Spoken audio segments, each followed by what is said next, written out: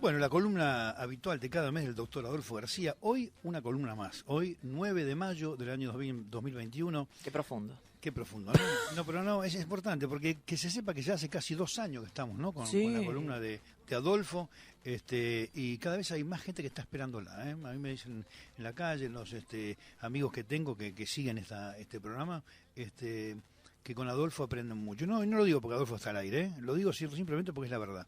Adolfo García, te voy a presentar como hago cada domingo, no tan largo, doctor en letras, especialidad en neurolingüística y estudios postdoctorales sobre neurocognición y bilingüismo y todo lo que tenés, Adolfo, que ya la gente lo conoce. Primero te digo buen día y te mando un abrazo a la distancia. Gracias por compartir un domingo más. Con Eugenia te decimos gracias, Adolfo. Gracias a ustedes. ¿Cómo andan, Dani y Euge? Bien. Bueno, mira, mientras te lo digan en la calle, en espacio abierto y barbijo mediante, claro. Todo bien. Más problemático sería si te están diciendo estas cosas de la columna, no sé, en un bar, ¿no? Qué bueno que sea en la calle. No, te digo porque yo me junto con gente, a veces pasa gente que vas a un lado, a otro, y te miras, che, escuché este domingo la columna de Adolfo, me pareció muy buena, tal o cual cosa. Incluso te digo, tengo 2 docentes que tienen que ver con la literatura, que son docentes de bueno, no sé ahora es justamente literatura o lengua, como se denomina, y escuchan, escuchan. Fantástico, Sí, fantástico. Sí. ¿Y de qué vamos a hablar hoy, Daniel? Bueno, eso yo tenía que preguntarte a vos, pero yo digo, cuando uno estudia, ¿no? Cuando uno estudia, ¿hay trucos para el estudio? Porque, por ejemplo, desde pequeños, en la primaria, en la secundaria o en la universidad, ahí nosotros dedicamos una gran cantidad de tiempo a estudiar, por el desarrollo personal, por el desarrollo social. Ahora, rara vez nos detenemos a pensar cuáles son las mejores formas de hacerlo. Yo digo, ¿qué nos dice la ciencia de eso? ¿Cuál es la mejor forma para estudiar? Bueno, súper pregunta, ¿no? Y creo que la primera respuesta que deberíamos extraer de la ciencia es que todo esto depende, ¿no? Depende de hábitos, de momentos, de qué es lo que estás estudiando, Claro. de cuánto conocimiento previo tenés y demás, pero más allá de esa variabilidad que es inevitable mencionar, hay un conjunto de cosas que son bastante generales y que creo que vale la pena mencionar. Una, por ejemplo, tiene que ver con la organización del estudio, ¿no? A ver, hay... Euge, por ejemplo, te pregunto, vos cuando te tocaba estudiar algo, ¿sí? Me agarraste a mí, sonaste, Adolfo. Ponele que alguna vez lo hayas hecho, Euge. Bien. No, sí, estudiaba. Me he llevado un par de materias, pero...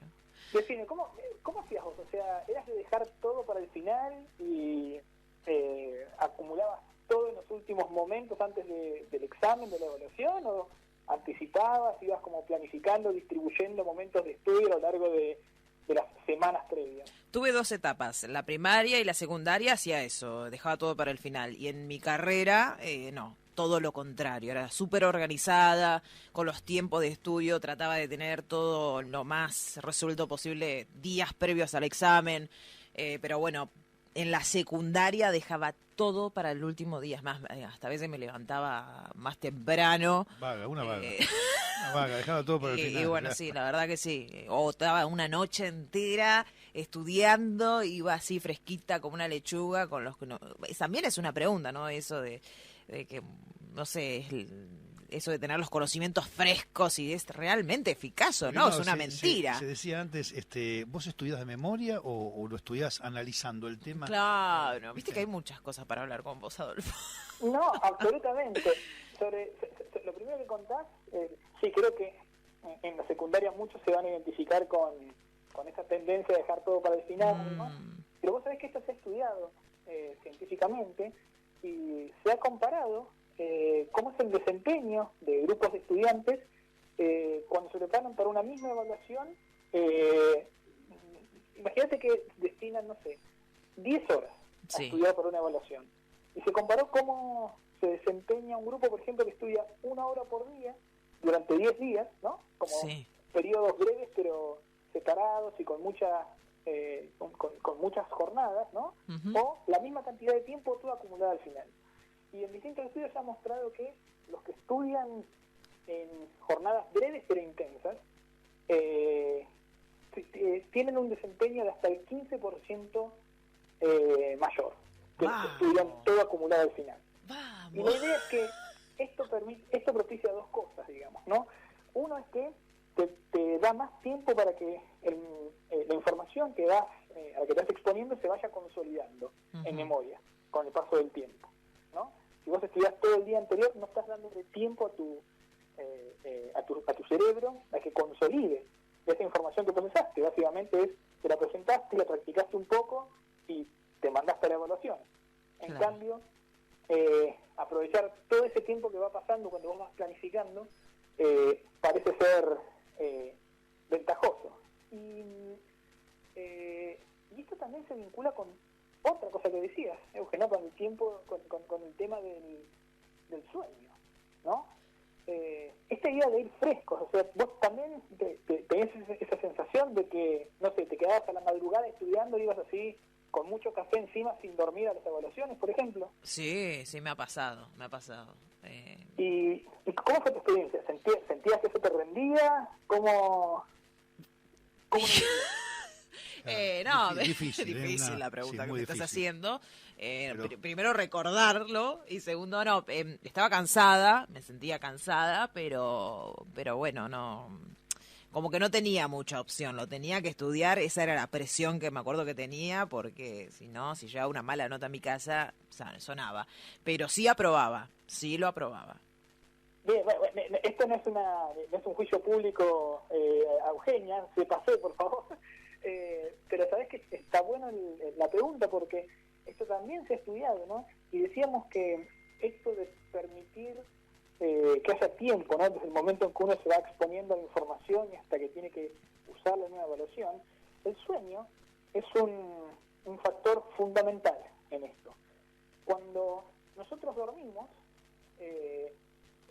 imagínate un ciclo de sueño de entre 6 y 8 horas, ¿no? Que puede ser más o menos normal hoy para un adulto en general. Uno atraviesa distintas fases del sueño. Y hay una fase del sueño que es lo que se llama sueño MOR. M-O-R, que es una sigla que significa movimientos oculares rápidos. Uh-huh. Si vos te fijás el comportamiento de una persona cuando duerme, vas a ver que hay un momento, o pueden ser varios momentos, de hecho, durante una tanda de sueño, en la que los ojos se van moviendo muy rápidamente, ¿no? Aun cuando están cerrados, ¿sí? Y este es un momento fundamental, hay un montón de cambios fisiológicos, cerebrales, y es una fase fundamental para la consolidación de información en memoria. La información a la que uno se expuso durante la jornada previa, sobre todo cierta cantidad de horas previas, tiende a consolidarse y a recuperarse, ¿no? Mejor cuando uno se despierta si efectivamente atravesó esa fase de sueño. Esto se ha investigado muchísimo y se ha mostrado, por ejemplo, que si vos le presentás un problema lógico a un conjunto de personas, ¿no? Un problema cuya respuesta no es evidente y hay como que darle una vuelta y llegar a darte cuenta de cuál es la solución después de un tiempo de haber pensado. Y vos evaluás a personas, por ejemplo, les presentás el problema a la mañana y les evaluás a la tarde. Sí. O si los presentás a la tarde y los evaluás a la noche, el mismo día. O se lo presentás en cualquier momento del día, pero les dejás que duerman, que tengan una buena noche de sueño y los evaluás a la mañana siguiente. Este último grupo tiene una probabilidad mucho mayor de resolver ese problema lógico que las personas que no tuvieron esa etapa de sueño anteriormente. Así que fíjate si será importante el sueño y si será importante también echarle mano a la ciencia para evitar caer por defecto en esas prácticas no intuitivas que dicen, bueno, me pongo a estudiar todo antes del examen, no duermo, ya voy como todo fresquito. En realidad, eso es ir a contramano de cómo parece operar nuestro cerebro. Bien, o sea que no está bueno y no es beneficioso, digamos, para tener un buen desempeño en un examen, quedarte toda la noche despierto estudiando, sino más bien dormir, descansar y quizás hacerlo el día previo. Eso sería, digamos, lo mejor. Sí, claro. Eso sería lo mejor. Y vos sabés que incluso, para reforzar el punto, hay estudios sobre casos muy extremos de personas con privación de sueño, ¿no? Si vos a una persona le impedís que duerma durante una jornada o varias jornadas consecutivas y evaluás su desempeño en pruebas cognitivas, pruebas de memoria, por ejemplo, o pruebas de atención, o pruebas de coordinación del movimiento, a estas personas les va tremendamente peor, muchísimo peor. Y incluso personas que tienen patrones de sueño alterados de por sí, como por ejemplo las personas que trabajan en turnos rotativos, ¿sí? donde no logran tener un patrón estable, ¿no? De cuáles son las horas del día en el que van a conciliar el sueño, suelen advertirse peores niveles de desempeño en distintas tareas lógicas, lingüísticas o de memoria, que cuando están en una fase de su vida en la que sí tienen una rutina de sueño estable. Así que el sueño es fundamental. Dormir dormir favorece la consolidación de la información y te permite tener más esos momentos eureka, esos momentos en los que le sacaste la ficha a un problema. Te comento un caso muy cercano a mí, Adolfo. Una amiga mía se recibió de médica y no le daba el tiempo de estudio para poder rendir, pero te digo semanas, ¿no? Y durmió muy poco, pero sacó muy buenas calificaciones. Esto lo digo porque a veces no es que la gente no duerma porque empieza tarde a estudiar, sino que a veces los exámenes o las materias determinadas te llevan mucho más tiempo y son mucho más complejas para comprenderlas incluso, ¿no? Absolutamente. Y también, de nuevo, ¿no? Hay mucha variabilidad individual en ¿no? cómo una persona u otra puede adaptarse a la falta de sueño, claro, para tener un buen desempeño. Claro. Pero esto sí, hay cuestiones biológicas generales en las cuales tal vez, bueno, una vez lo haces, dos veces lo haces, pero si uno realmente tiene la opción, digamos, una cosa es si tu trabajo o tus responsabilidades no te dejan más que esa posibilidad para estudiar y rendir. Hay gente que trabaja y estudia, claro, se complica, sí. Exacto, ¿no? Pero si realmente tenés la posibilidad de decidir cómo vas a organizar tu tiempo, claro, lo que es consistente con los hallazgos que tenemos desde la ciencia sería esto. Es más prudente y a largo plazo, ¿no? No tanto, tal vez no pensarlo tanto como, bueno, cómo zafás una evaluación u otra, pero como un sistema o una práctica más sistemática, ¿no? Claro. De enfrentarse a esas evaluaciones, vale la pena prestarle atención a estos resultados científicos. Adolfo, ¿y tiene que ver, por ejemplo, el lugar donde estudiamos? No sé, antes me acuerdo... El ámbito, ¿no? La el cocina, ámbito de la casa. Claro. ¿Te acordás cuando íbamos a estudiar a la biblioteca? Sí, en la biblioteca, o en tu casa, o en el comedor, o en la terraza. Claro. ¿El ámbito incide en esto, Adolfo? Bueno, mira, sí, es muy linda la pregunta, ¿no? Porque uno intuitivamente diría, a ver, si tengo que estudiar, no sé, X cosas, no sé, algo para una evaluación de matemática, o tengo que prepararme para un examen de literatura, o lo que fuera, ¿no? Bueno, el lugar donde yo me siento a estudiar o a ver el material y a hacer ejercicios y lo que sea, no debería tener ninguna incidencia en eso, pero hay diversos estudios que sugieren que esto es así. Hay dos prácticas. Mira, vamos a ponerlo así. Lo peor que uno puede hacer, lo peor que vos podés hacer es estudiar siempre en el mismo lugar y que ese lugar no sea el lugar donde te van a evaluar. Eso es lo peor que puedes hacer. Mira. Siempre el mismo y distinto de donde te evalúan es lo peor que puedes hacer. ¿Por qué?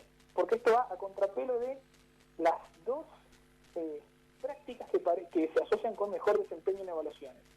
Uno, distintos estudios han mostrado que las personas que atraviesan los periodos de estudio, de práctica, de encuentro y razonamiento del material o incluso de memorización del material, cuando lo haces en el mismo lugar en el que te evalúan, suele haber mejoras en el desempeño.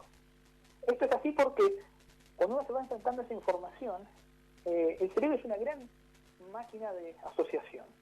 Entonces, esa imagen que vos estás estudiando, ese párrafo, ese conjunto de información, mientras vos estás mirando el entorno que te rodea, cómo están dispuestos los bancos a tu alrededor, por dónde entra la luz, etcétera, uno implícitamente va creando puntos de anclaje entre la información y esos disparadores, esos elementos del contexto. Cuando después esos elementos del contexto están presentes al momento de la evaluación, hay más probabilidad de que tengas una ayudita para evocar esa información, para recuperar esa información. Entonces, esto es un efecto muy estudiado. Es beneficioso para el desempeño en evaluaciones estudiar en el mismo lugar en que a uno se lo evalúa. La otra alternativa es todo lo contrario. Es no estudiar en el lugar donde se evalúa, pero variar ese lugar todo lo que pueda. Bien. Es decir, si a vos te van a evaluar en el lugar A, bueno, una cosa que puedes hacer es estudiar un día en el lugar B, otro en el lugar C, otro en el lugar D, otro en el lugar E. ¿Para qué? Para que tu acercamiento a la información ya no sea tan dependiente del contexto. Todo lo contrario, ¿no? Vos te acostumbrás a que la información la veas, la practiques, la estudies, razones al respecto en entornos muy variados. De modo que cuando llegues a un entorno distinto al momento de evaluarte, eso no sea totalmente sorpresivo, ¿no? Ya te acostumbraste a que esa información la vas a poner en juego en circunstancias muy variadas. Claro, yo te digo ya para cerrar, hay gente que se concentra a través del silencio, por ejemplo, no necesita silencio para estudiar, para concentrarse. Y hay gente que yo he visto y la veo a veces en los bares, en las mesas de los bares, estudiando y se concentran en el medio de la ciudad con un ruido bárbaro, ¿no? La verdad que es el tema de la capacidad de cada uno es impresionante, ¿no? Pero bueno, es lo que ocurre con la mente de cada uno, ¿no? Y la capacidad. Absolutamente. Y hay también distintas estrategias, ¿no? Distintos truquitos a los que uno puede apelar, ¿no? Por ejemplo, el uso de reglitas de memoria, ¿no? Lo que se llama mnemotecnia. Sí. Por ejemplo, armarse una sigla, ¿no? Que a vos te permita después recordar secuencias de información. Yo por ejemplo, mira, algo muy específico, ¿no? Pero en mi formación como lingüista en algún momento yo tuve que memorizar qué tipo de información se codifica en un verbo, ¿sí? Del español. Y en un momento para mí era nuevo saber que la información era tiempo, modo, persona y número. ¿Sí? Tenía que memorizar esas 4 cosas, ¿no? Tiempo, modo, persona y número. Y yo me armé una reglita, para mí eso es témpano. Mirá qué pavada, ¿no? Pero témpano, si te pones a pensar, mirá cuáles son las consonantes, ¿no? T, M, P, N. Tiempo, modo, persona, número. Claro. Y eso es muy idiosincrático, ¿no? Es muy particular. Claro. Pero para mí eso fue una forma muy sencilla de tener siempre un truquito que me permite recordar esa información, esos 4 conceptos y en el orden en el que van. Claro. Así como esto, como reglas mnemotécnicas, hay un montón de truquitos y creo que muchos los vamos desarrollando intuitivamente y otros tal vez no sean tan intuitivos, así que a lo mejor vale la pena dedicarles un tiempito más en alguna otra columna. No, por supuesto, sí, no, aparte nos quedaron muchas preguntas. Adolfo, se nos terminó el tiempo, así que te agradecemos un domingo más que hemos compartido y el próximo mes estaremos nuevamente con la columna ya del mes de junio, ¿eh? Que ya vamos para los 2 años casi, ¿no? Ya estamos llegando. Sí, estamos llegando. Fantástico, lo espero con muchas ganas y también la oportunidad de que nos encontremos en el estudio. Ojalá que sea lo más pronto posible. Adolfo, un abrazo muy grande, gracias. Un abrazo, gracias a ambos. El doctor Adolfo García, doctor en letras, especialidad en neurolingüista, es codirector del Centro de Neurociencias Cognitivas de la Universidad de San Andrés, investigador del CONICET, estuvo aquí en el verano menos pensado.